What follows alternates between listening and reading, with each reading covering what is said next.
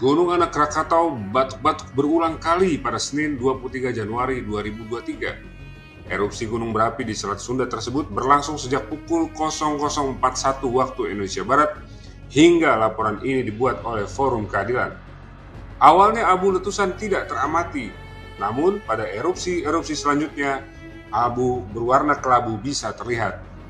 Melalui Twitter, Pusat Vulkanologi dan Mitigasi Bencana Geologi melaporkan erupsi secara berurutan teramati pada pukul 0041, 0442, 0607, 0701, 0759, 0808, dan 0928 waktu Indonesia Barat.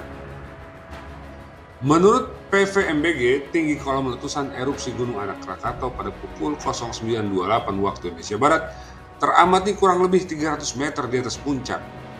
Erupsi terekam di seismograf dengan amplitudo maksimum 53 mm dan durasi 38 detik. Atas kondisi itu, PVMBG merekomendasikan masyarakat, pengunjung, wisatawan, dan pendaki agar tidak mendekati atau beraktivitas di sekitar Gunung Anak Krakatau. Imbauan jaga jarak tersebut dalam radius 5 km dari kawah aktif.